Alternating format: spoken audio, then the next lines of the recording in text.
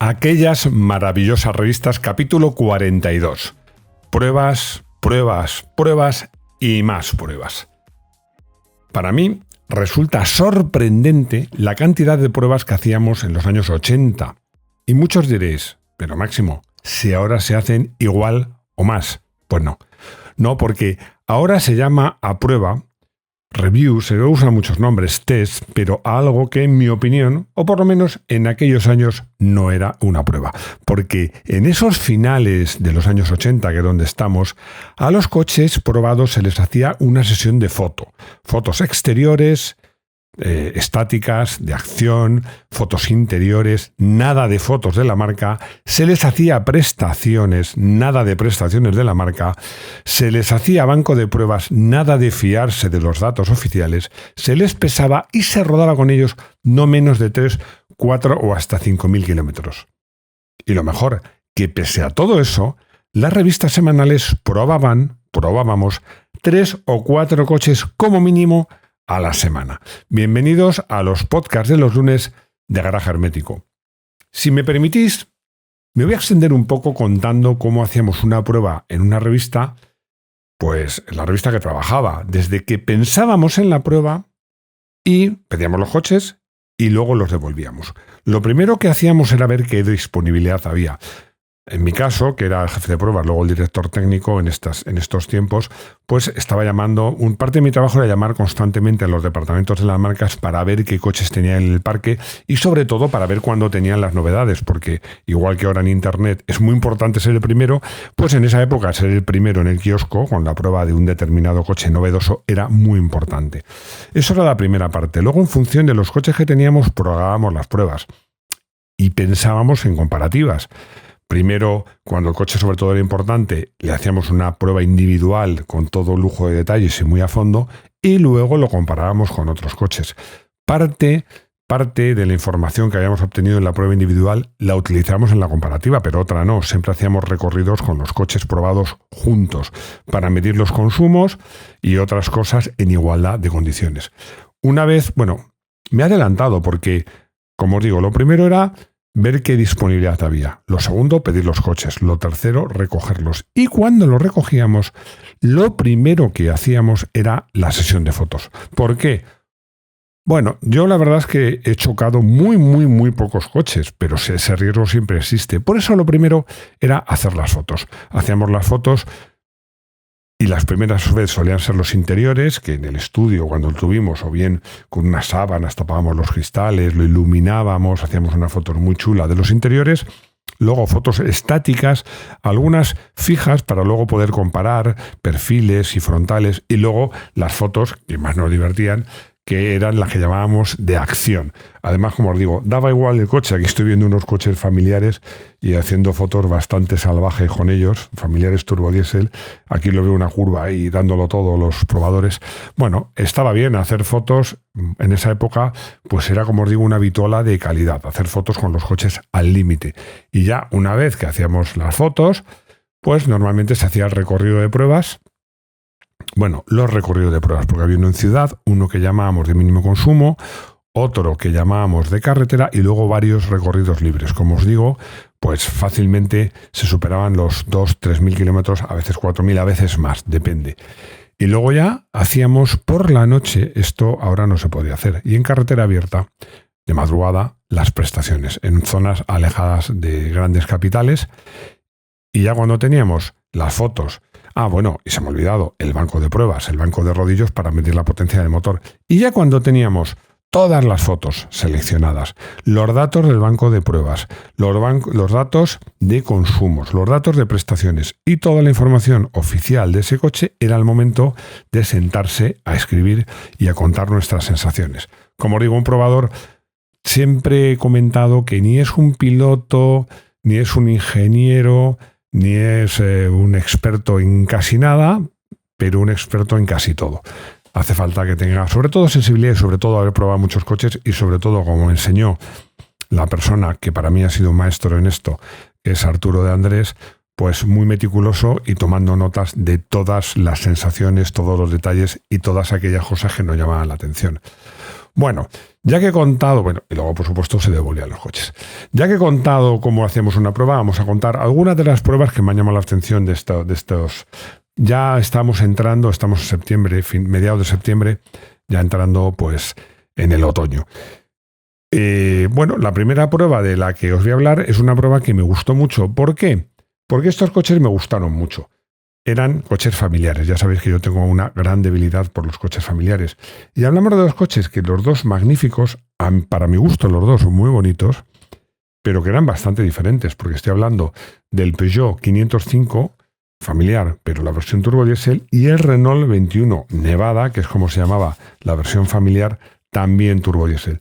¿Por qué digo muy distintos? Bueno, porque uno, como ya sabéis, era tracción delantera, el Renault, y el Peugeot era un coche más tradicional con propulsión trasera. Además, más ancho en apariencia y en la realidad también. La potencia no era... era bastante diferente porque el Peugeot superaba al Renault anunciaba 110 caballos y el Renault anunciaba 88. Luego en el banco estas potencias se estrechaban, pero muy, muy poco. La verdad es que el Peugeot era, voy a decirlo así, como más coche, ¿no? Más coche, era un coche que además tenía ya un cierto prestigio, el Renault 21 era más nuevo. Como os digo, aparentemente era un coche más ancho, más señorial, en general más coche, más rápido, eso sí, a cambio gastaba menos. Lo que se decía en la conclusión es más o menos lo que yo os he adelantado, que aunque el 505 se podía considerar de una categoría superior, que el 21 Nevada era un poco menos prestacional, ofrecía unos consumos mucho más bajos y además era un coche mucho más económico de adquisición, con lo cual eso igualaba bastante pues el resultado final. Voy a saltar una prueba a un coche que aprendí mucho de periodismo. Y os cuento por qué. El Fiat Tipo, Fiat lo anunciaba como una auténtica revolución. Bueno, de hecho lo fue. Un coche muy moderno, muy bien fabricado, con el que Fiat quería recuperar el liderazgo de esa categoría, que como sabéis, en Europa yo diría que en el mundo, no tanto en España por las circunstancias tan particulares del mercado español, donde Golf era casi sinónimo de GTI, ¿no? Pero en el resto de Europa, pues la pelea, el coche que lideraba ese segmento era el Golf y Fiat quería plantarle cara. Tanto fue así, era un coche tan importante que aprovechando los buenos contactos que teníamos internacionales, conseguimos pues viajar a Italia. Creo que esto lo he contado, y ser la primer medio español que probó el Fiat Tipo en carreteras italianas. Eso sí, una prueba completísima, con banco, fotos, recorridos de todo tipo, prestaciones, pero hecha en vez de en nuestras carreteras habituales, en Italia. Y la publicamos antes que nadie, además del modelo que se juzgaba, hablaremos de él después, más interesante por más novedoso de la gama Fiat Tipo, que era el turbodiesel. Bueno, y luego llegó el coche a España y ya nos lo tomamos con tranquilidad. Ese fue un error. En probar, y elegimos probar la versión, primero la 1.6 de gasolina y luego el 1.4, que eran las más accesibles. Y Enrique Hernández Luique, que era no solo el jefe, sino el ideólogo y para mí un periodista de enorme calado y andaluz, como sabéis, me dijo: Quillo, ¿cómo es que nos ha adelantado la competencia en esta prueba? Claro, yo le miré y le dije: Enrique, no nos ha adelantado. La competencia está probando el Fiat Tipo turbodiesel, nosotros estamos probando otras versiones, porque el Fiat Tipo turbodiesel lo hemos probado casi 2 meses antes. Él no se acordaba. Le saqué la revista y me dijo algo que nunca he olvidado. Me dijo: mira, un coche, con acento andaluz que no soy capaz de imitar, un coche para nuestro público, para la gente de a pie, existe cuando se le ve por la calle o se le ve en la publicidad. Antes no existe. Nos hemos adelantado demasiado. Teníamos que haber cogido esa prueba y haberla sacado 2 semanas, por ejemplo, antes que la competencia, cuando ese coche se estaba anunciando o ya se veían algunas unidades por la calle. Efectivamente, con ese coche nos adelantamos a todos, pero la sensación no fue esa.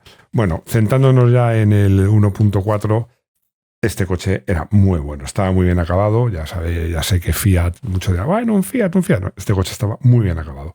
¿No era un Golf? Bueno, pues a lo mejor no era un Golf, pero estaba bastante a su nivel. Yo creo que en su momento de aspecto mucho más moderno y de un comportamiento igual de bueno, a lo mejor un poquito más torpe, pero mucho más confortable que el Golf. Estoy leyendo un pie de foto que dice: la suave suspensión no afecta al comportamiento, que es muy bueno, y es que eso era cierto. Estamos hablando de un coche de 72 caballos para un peso que estaba en torno, como es habitual en esta época y en estos coches, por debajo de la tonelada. Y bueno, pues se decía que lo mejor de este coche era la línea, la habitabilidad, que era muy destacable en este coche, y el motor.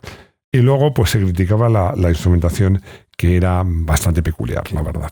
Eso es mejor que os pondré alguna foto, porque realmente vale la pena. Era pretendidamente moderna, pero no acababa de cuajar. Otra prueba que disfruté mucho, porque los coches me gustaban mucho, era una prueba que titulé Deportivos y Diésel, y que enfrentaba a dos BMW aparentemente muy parecidos, el 324 diésel contra el 324 turbo diésel. Bueno, los BMW en estos tiempos la verdad es que marcaban diferencias con nuestros coches en cuanto a dinamismo, acabado, ese cockpit que te rodeaba, calidad de rodadura. Era una delicia. Y además estos motores pues de 6 cilindros en línea eran una auténtica gozada. Eso sí, claro, la diferencia, estamos hablando de 86 caballos contra 115. Y aquí ya el peso un poco más alto, porque estos coches, como sabéis, son propulsión posterior y ya se acercaban peligrosamente a la tonelada de cuarto. También eran más grandes que un tipo, evidentemente. Me gustaron estos dos coches. Me gustó incluso la versión sin turbo, porque tenía unos bajos fantásticos y lo podías conducir en marchas muy largas, que ya sabéis que me gusta mucho.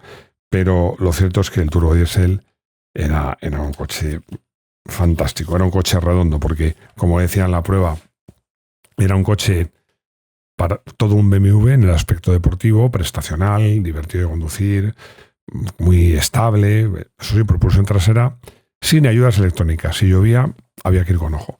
Pero a la vez era un coche muy económico de consumo. Lo que no era barato, pero es que no se puede querer todo en esta vida.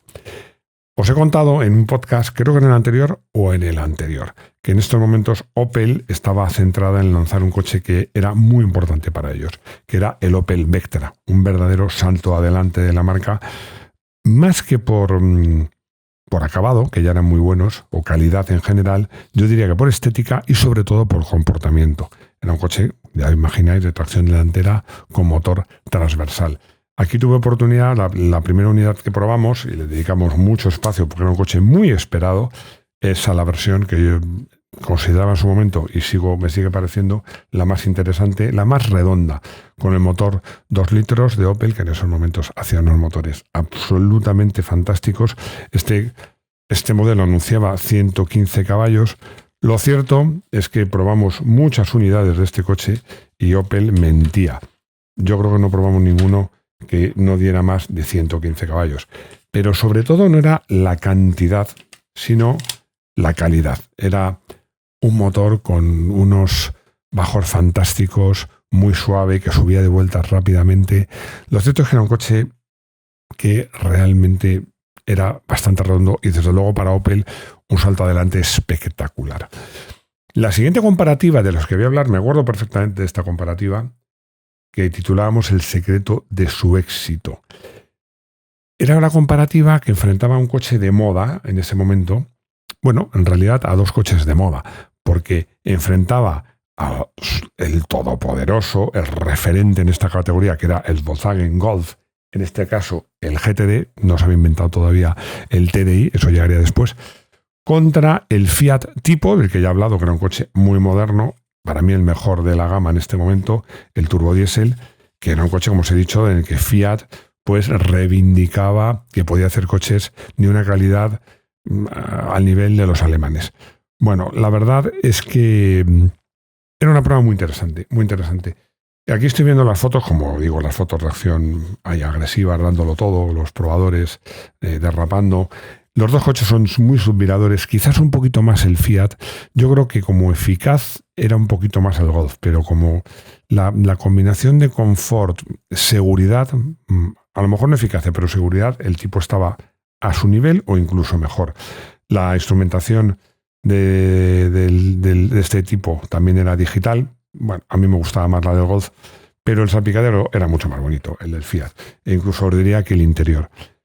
Eran dos coches muy interesantes, pero claro, había una gran diferencia. Y era la potencia.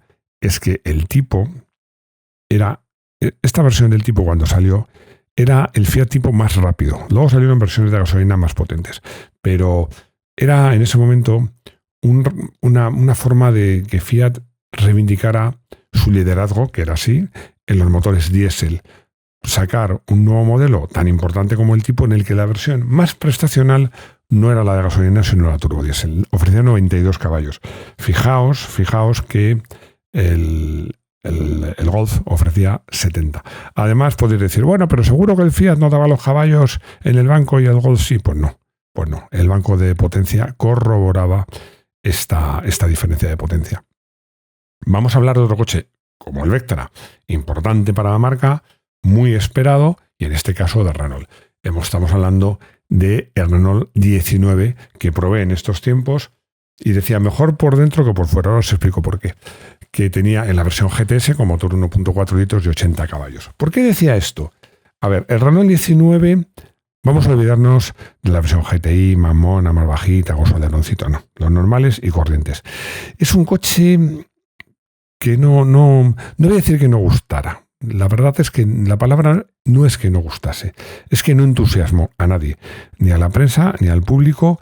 Es cierto que pretendía con ese pilar C imitando a Golf sólido dar un aspecto robusto, con sus líneas muy aerodinámicas, un aspecto moderno, pero era un coche que por fuera no tenía una gran capacidad de seducción, pero curiosamente por dentro era mucho más bonito, estaba muy bien acabado, tenía un salpicadero, no iba a decir bicolor, pero sí con un juego de grises un poquito más oscuro por arriba, un poquito más claro por abajo, que le hacían atractivo, una consola muy bien resuelta, una instrumentación en este caso analógica, en la que se echaba de menos un cuentavueltas en según qué versiones, por ejemplo en esta, pero que estaba muy bien hecha, muy legible.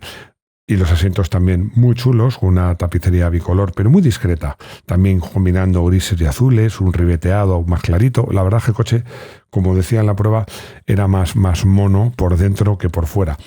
Os recuerdo que cuando estuvimos hablando de este coche en la presentación, se le criticó una cierta falta de estabilidad. Más que estabilidad, yo diría que aplomo en recta. Bueno, estas unidades que ya llegaron a España y que se pusieron a punto, porque esto era muy importante en esta época, y es que Fasa Renault no solo fabricaba los coches Renault que se hacían en Francia, sino que los adaptaba. Además, esto fue desde el primer momento. Los adaptaba a los gustos y necesidades del mercado español. Los Renault 19 españoles iban mucho mejor que los Renault franceses, y este era un ejemplo. Vamos a saltar a otra comparativa que es interesante, pero sobre todo era curiosa, porque era la prueba entre un coche muy conocido, el Fiat 170 SX, contra un coche en España bastante poco conocido, el Austin Metro, que también llamado Mini Metro, que bueno, pues en España no era muy conocido, era un coche con un cierto toque premium. Bueno, me hace mucha gracia porque las fotos de acción, como os digo, son espectaculares. El Mini era más subvirador y un poquito menos ágil que el Fiat. La foto que aparece aquí del Fiat E1 es espectacular, una levantada de rueda, impropia de un coche que no renunciaba a unas ciertas aspiraciones deportivas, pero bueno, no era un coche deportivo, estamos hablando de un coche de 72 caballos. El Mini Metro daba solo 65, pero en contrapartida pesaba... Bueno, tampoco pesaba tanto menos, pero unos 50 kilos menos sí que pesaba. Lo que sucedía es que el motor del Fiat era un motor muy moderno y en cambio el del Austin, pues no era nada moderno. Podréis ver en breve un vídeo en el que hablo de los coches ingleses y este coche es una buena prueba de lo que digo. El coche era bonito, no iba mal, pero a nivel de calidad no estaba a la altura de su competencia. Aunque no sean pruebas, pues voy a comentar un par de cosas porque me ha llamado la atención, en este caso el título. El título era, haciendo referencia al Salón del Automóvil de París que se aproximaba, me parece muy interesante porque los coches crecen es que si, fijaos, os voy a poner un caso límite. Si coges un Dodge Dart, que era el coche, bueno, el Aiga por excelencia, en los primeros finales 60, primeros 70, coche enorme, dices, ¡ah, qué coche más grande! Y lo pones al lado de una berlina actual o de un sub de la categoría medio grande, os va a parecer incluso pequeño. Y es que es sorprendente cómo han crecido los coches. Tiene lógica, porque un día hablando con un diseñador de coches me comentaba, bueno, es que también la talla del ser humano está creciendo. Por cierto, en España tuvo durante muchos años el récord de ser el país donde más se había crecido en talla. Eso de los españoles bajitos, peludos y bigotudos de unos 60 y poco frente a los alemanes de unos 80, resulta que la talla media española rebasa a la talla media alemana. Pero bueno, el hecho es que la gente cada vez es más alta y los coches crecen y son más grandes. Y otra cosa que me llamó la atención y no quería dejar de comentar, no tiene que ver ni con pruebas, ni siquiera con coches, ni siquiera con contenido editorial, pero es una publicidad que me ha encantado, me ha hecho recordar la ilusión que sentí en este momento y que por eso quería comentarla. Es una foto de Sito Pons alzando los brazos con una corona de laureles, que es una moda, una costumbre que se ha echado a perder, donde decía Sito Pons y Campsa, la desaparecida Campsa, campeones del mundo en 250. Bueno, es que un español que ganase en el Mundial de 250, es cierto que Ángel Nieto nos tenía muy mal acostumbrados a muchas victorias. Mi opinión es que si Ángel Nieto hubiera tenido oportunidades en categorías superiores, hubiera sido tan bueno como lo fue en las pequeñas, pero era la primera vez que un español, no que destacase, porque ya hubo Santiago Borrero quien destacó, pero sí que venciese en esa categoría. Ya sabéis que siempre me gusta acabar estos podcasts hablando de Fórmula 1, de competición en general, pero esta vez voy a hablar de Fórmula 1 porque pasaron dos cosas muy interesantes, muy interesantes. La primera, la Fórmula 1, bueno, no, vamos a ir por orden cronológico. La primera, que se producía un hecho esta temporada bastante particular, y es que no ganaba un McLaren. En el Gran Premio de Italia, además en el Gran Premio de Italia, esto tiene su retranca, porque McLaren este año ganó todas las carreras menos una, y esa una fue en Monza, donde hicieron doblete los Ferrari. Bueno, como se suele decir, los tifosi se volvieron locos, y lo cierto es que Gerard Berger obtuvo una victoria muy currada y muy merecida. Y la otra cosa destacable es que la Fórmula 1 llegaba a España. Llegaba a un circuito que para mí es de los más bonitos, de los que más me gustan, el trazado, el entorno, la temperatura, la gente, la comida. Es un circuito al que siempre estoy deseando ir, que es el circuito de Jerez de la Frontera. Y aquí se disputó el Gran Premio de España. Bueno, en las revistas previas había programas contando los horarios, con fotos de los coches, de los pilotos, todo lujo de detalles. Y luego, por supuesto, el resultado, que el resultado pues tuvo su interés porque volvía a hacer que el campeonato estuviese disputado, porque esta prueba la ganó Ayrton Senna Alain Prost, y Senna solo pudo ser cuarto, lo cual, como os digo, relanzaba el interés del campeonato. Y ya me he llegado al final de este podcast, que espero que os haya interesado. Ya sabéis que agradezco muchísimo vuestros comentarios porque es que me ayudan muchísimo, aprendo muchísimo de vosotros y además me divierto, debo confesarlo. Y bueno, como siempre acabo dando las gracias por seguirme, por escucharme, por comentar, por dar likes, los que estáis en YouTube. Muchísimas gracias, de verdad, sinceramente, y espero que me escuchéis de nuevo en los podcasts de los lunes de Garaje Hermético. Hasta pronto.